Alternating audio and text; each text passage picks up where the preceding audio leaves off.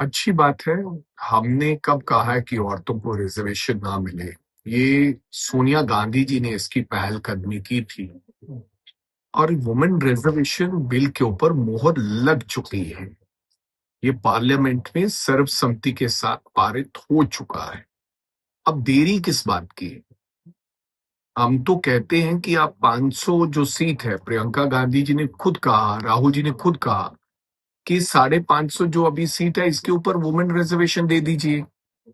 आप इसी के ऊपर 33% दे दीजिए, हमें कोई आपत्ति नहीं है।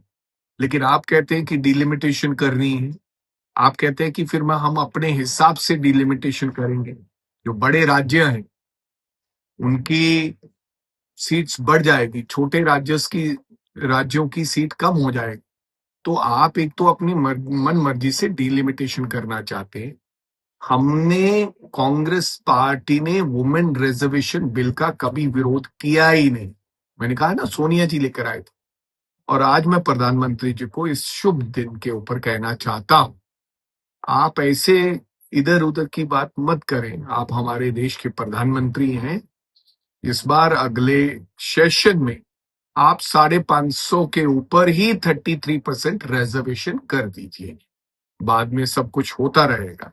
अगर वास्तव में आप चाहते हैं कि महिलाएं आगे बढ़े, महिलाओं की लोग बराबर की हिस्सेदारी होनी चाहिए, तो ये आपको करना होगा। हमने तो 50% रिजर्वेशन कांग्रेस की सरकार के समय में हमने महिलाओं को कॉरपोरेशंस में, पंचायत में, ब्लॉक समितिज में, हर चुनाव में दे दिया था। तो हम तो इससे बढ़ के भी कहेंगे, अगर मेरी बात सुनोगे, क्योंकि बराबर की हिस्सेदार है महिलाएं, तो 50% भी कर सकते हैं।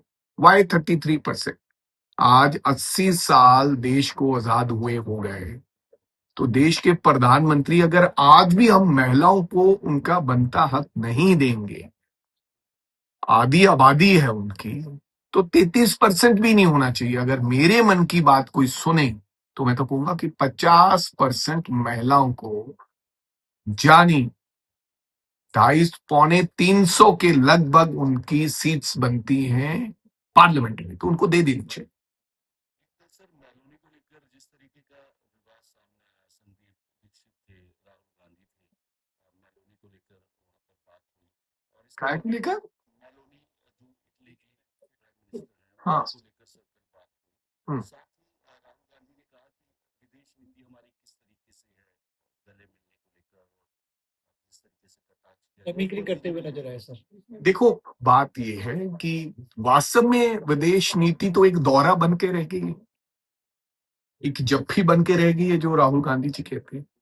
जब देश को जरूरत थी, आपने देखा होगा, आपने ऑपरेशन सिंदूर किया। मैं अभी की बात कहूं तो हमारे साथ कोई एक देश बता दीजिए जिसने कहा हो कि हम भारत के साथ हैं। हमारे जो संबंध थे रशिया के साथ या अन्य देशों के साथ, वो भी टूट गए। मतलब कि किस नीति की आप बात कर रहे हो?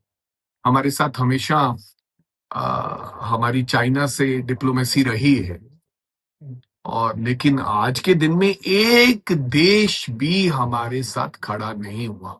और जिस ट्रंप को आप बार बार जप्फी डाल के माई ब्रदर कहते थे, उन्होंने तो उस जंग में आर्थिक मदद कर दी पाकिस्तान की। हमारे साथ कोई खड़ा ही नहीं हुआ। पॉलिसी, आप किसी देश में जा रहे हैं या नहीं जा रहे हैं, आप किसी को गले मिल रहे हैं या नहीं मिल रहे हैं, आपकी पॉलिसीज अच्छी होनी चाहिए, आपके संबंध अच्छे होने चाहिए।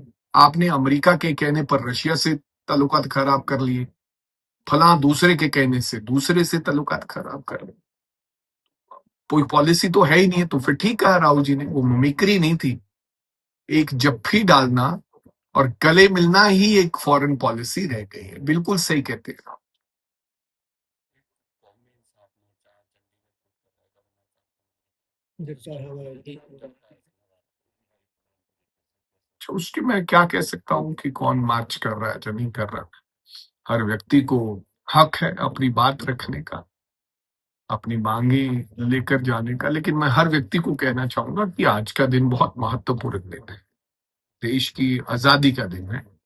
और आप सब लोग आज के दिन को शांति पूर्वक तरीके से हम लोग अपनी बात रखें, एक लेकिन प्रधानमंत्री हर व्यक्ति को हक है अपनी बात करने। प्रधानमंत्री ने आज संबोधन करते हुए बोला कि दिमागी नक्सलियों की पहचान करने की जरूरत है और उनको आइसोलेट करना पड़ेगा, इस तरह का।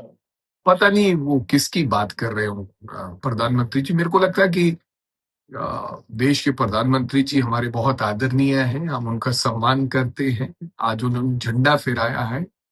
आज के दिन नफरत छोड़ देनी चाहिए किसी व्यक्ति के प्रति। आज के दिन आपके मन से अच्छी चीज निकलनी चाहिए, चाहे वो नक्सली हैं, चाहे किसी के बारे में। आज के दिन अगर आप झंडा फहराते वक्त देश के प्रधानमंत्री कुछ ऐसी वैसी बात करेंगे तो लोग महसूस करेंगे।